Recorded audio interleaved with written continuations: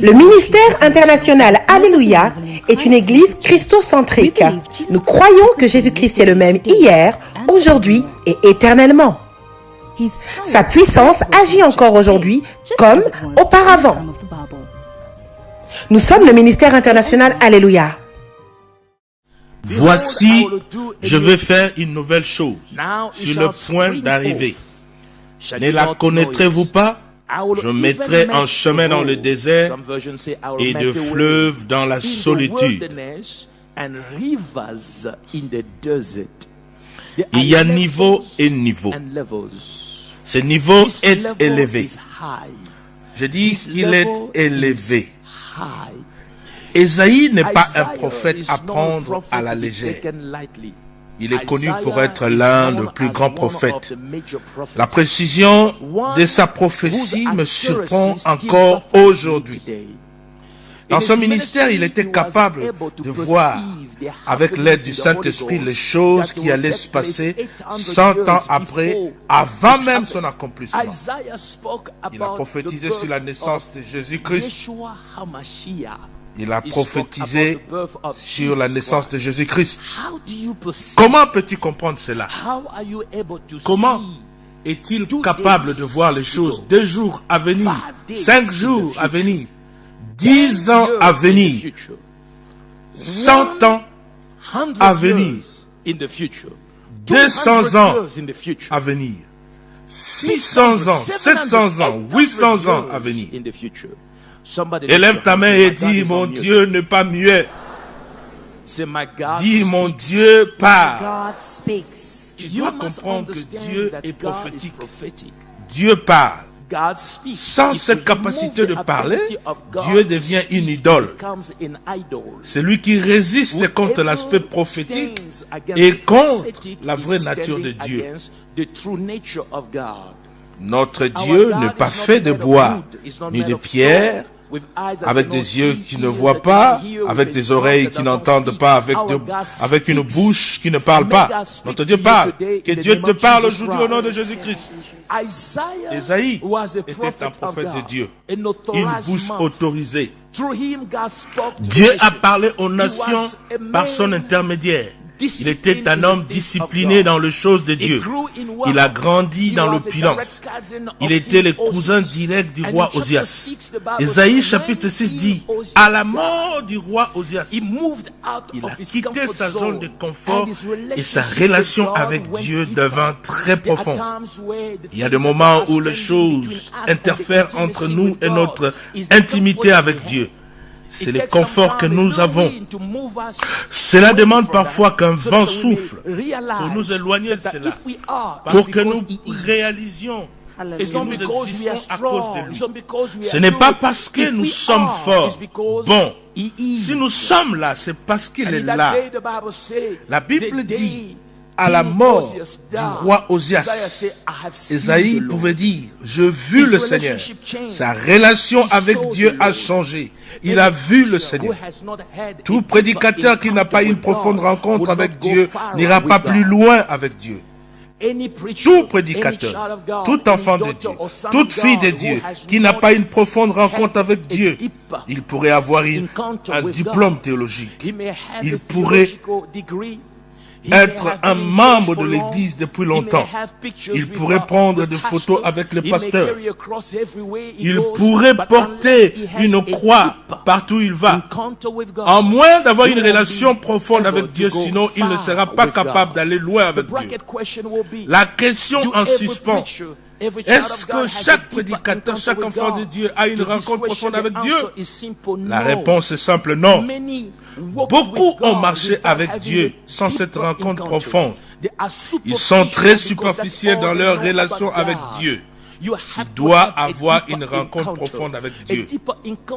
Cette rencontre profonde va au-delà du fait que tu viens à l'église, connaissant les cantiques, chantant avec la chorale. Non, c'est avoir une relation qui grandit dans l'intimité chaque jour. Tu peux avoir une rencontre avec Dieu. Je prie que tu aies une rencontre avec Dieu aujourd'hui. Est-ce que je parle à quelqu'un? Je prie pour ta rencontre avec Dieu. Le ministère de Moïse a changé. Quand le Seigneur lui apparut dans la flamme d'un buisson ardent, le ministère de Jacob a changé quand il a dormi à Bethel. Il a vu la vision des anges qui montaient et descendaient. À son réveil le matin, il a dit, assurément, le Seigneur est ici. Nous devons avoir une rencontre avec Dieu. Celle-ci déterminera ton attitude. Celle d'Ésaïe a changé son ministère. Il y a de cela plusieurs années, quoique fils de Dieu, quoique servant Dieu, j'ai eu une rencontre avec Jésus-Christ qui a changé complètement mon ministère. Il m'a dit des choses à cette époque que je suis en train de voir encore aujourd'hui. Aujourd'hui, certains d'entre vous vont expérimenter qui il est. Tu verras et tu comprendras que nous servons un bon Dieu. Est-ce que je parle à quelqu'un? Tu auras une rencontre avec Dieu. Tu vas l'expérimenter. Tu auras une expérience avec Dieu. C'est Ésaïe qui parle ici de la part du Seigneur. Il y a une chose que tu dois savoir sur le prophète. C'est un humain qui est divin. Il peut se tenir comme un humain et changer sa nature en un laps de temps. Parce que c'est un homme dont on a pris le contrôle. Est-ce que je parle à quelqu'un? Un homme qui a été envahi. Paul va dire, si je vis, ce n'est pas moi qui vis, c'est Christ qui vit dans moi. C'est pour cela, en parlant du prophète, la Bible dit, ne touchez pas à mes prophètes. Le prophète, c'est celui qui est sous contrôle. Son esprit, sa pensée, ses désirs. Tout sur le prophète est prophétique.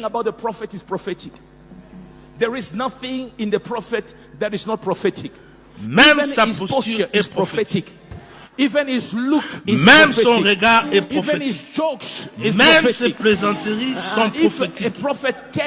Même s'il te bénit de manière simple, tu es béni pour la vie. S'il te touche, tu es touché pour la vie. Est-ce que je parle à quelqu'un? Les choses de l'esprit ne s'enseignent pas. Il faut le saisir. Je peux vous présenter la sagesse seulement. 2 ou 3 personnes auront la capacité de la saisir. Que tu puisses avoir un cœur de chair pour que tu obtiennes ce que Dieu a préparé pour toi. Tout sur le prophète est prophétique. Everything about the prophet is prophetic. I bless you. Je te bénis. Oh, tu n'as pas saisi. Je te dis, je te bénis. Je dis, tout sur le prophète est prophétique. Je dis, je te bénis. Si un prophète dit, je te bénis, ne dis pas, je t'en remercie. Non. Dis, je reçois. Parce que si le prophète retient comme ceci, parce qu'il est sous contrôle, tout ce qu'il dit est sous contrôle. Beaucoup de prophètes te diront, je ne cesse de penser à telle ou telle personne. Ce n'est pas juste une pensée, c'est une pensée prophétique. Dieu est en train de faire quelque chose. Il tourne son regard vers il ou elle. Un prophète dira, j'ai un problème de genou. Un prophète ne peut pas avoir un problème de genou. Si tu sens que tu as un problème de genou, regarde autour de toi qui a véritablement un problème de genou. Dieu t'informe, il y a quelqu'un autour de toi qui a un problème de genou. Le besoin d'un prophète. Un prophète ne peut avoir un besoin. À chaque fois qu'un prophète a besoin, c'est parce que Dieu veut promouvoir quelqu'un aux alentours. Il a créé ce vide pour le combler. Quand tu donnes un verre d'eau à un prophète, tu auras la récompense d'un prophète. Le besoin d'un prophète n'est pas un véritable besoin. Est-ce que Dieu peut avoir un besoin?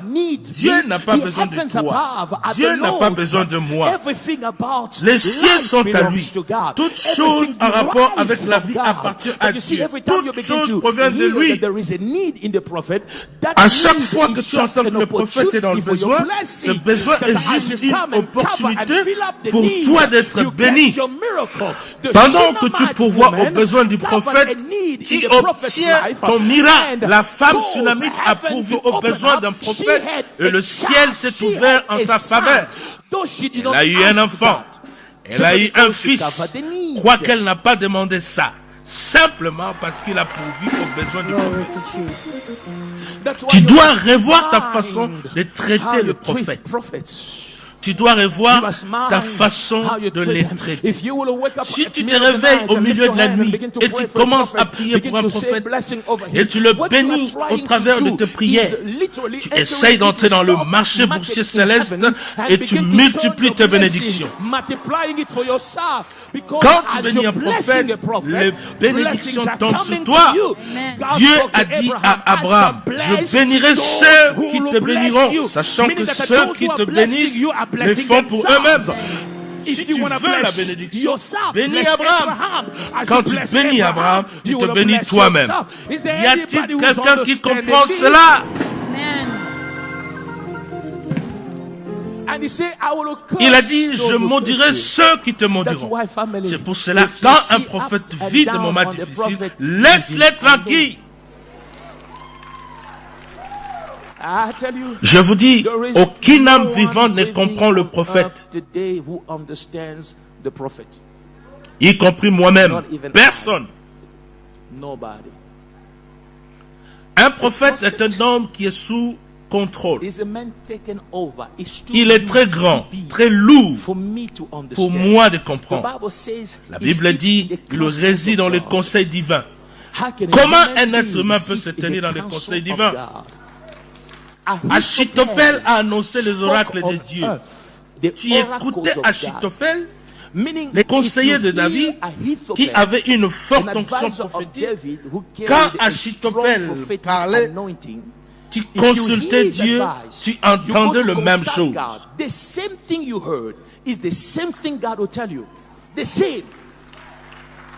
Il avait les oracles de Dieu. Il annonçait les oracles de Dieu. Personne ne comprend le prophète. C'est pour cela, famille, ne pointe pas les doigts sur les choses que tu ne comprends pas. Même si cela semble bizarre. L'une des caractéristiques de chaque prophète, c'est les contestations. Les contestations. Les contestations ont toujours été leur lot quotidien. Certains ont été lapidés. Certains d'entre eux auraient été tués. Quelquefois, le ministère prophétique semble être en contradiction avec ce que Dieu a dit. Mais il n'y a pas de contradiction du tout. Est-ce que vous m'entendez? Moïse a dit que personne ne devait montrer sa nudité à qui que ce soit. Mais dans Ésaïe 20, Dieu dit à Ésaïe de se déshabiller et de rendre le ministère nu.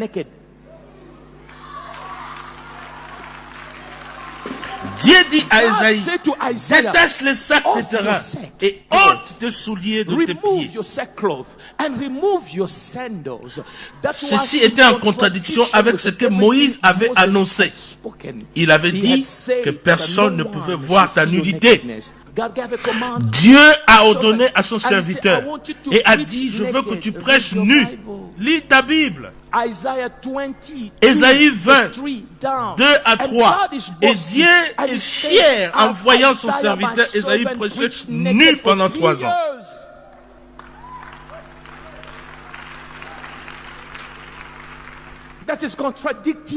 C'est contradictoire.